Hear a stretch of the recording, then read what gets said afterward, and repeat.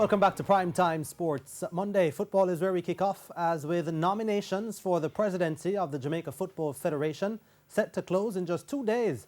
A veteran and former president is seeking to enter the race. Tony James says he's been approached to challenge incumbent Michael Ricketts.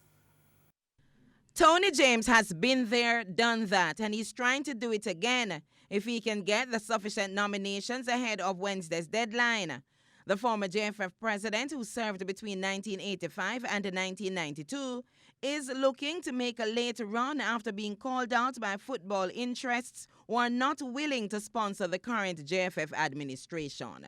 One of these people has all money on the North Coast, all money into football.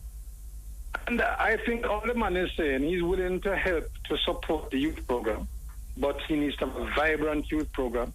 He needs to have accountability. He doesn't want his money being put that way, because he has spent a lot of it and he has seen nothing much for his investment, and he wants to make sure that if he's going to help finance the youth program, that these things are in place. At age 67, James could be considered too old to be seeking office again, but he says the younger people are afraid to challenge the incumbent. Tony James doesn't need more than one term. Less than that, to restructure football, I definitely wouldn't be going for more than one term, because they are younger people, much brighter than me. There are people existing in the JFF who should be putting themselves forward. They have to be brought to the fore. You have to have respect for the seniority of those who have kept the game going and reward them accordingly. And it's not just age that could be against James, but the time in which he has to launch his challenge.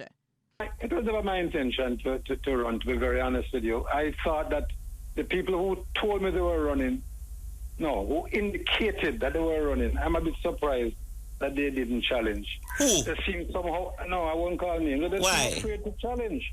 James says the current voting system, which sees only parish presidents casting votes, is flawed, as women's football representation has been locked out. You have a president who is so close to women's football that she objects to nearly everything, and when the day comes to vote, who do you think she's going to vote for? If she can't understand that she needs to vote to protect that women's football game, what else are you to say to convince her? James was speaking on Hits 92 FM's current affairs program, Sports Grill, on Monday. Karen Madden, TVJ Sports.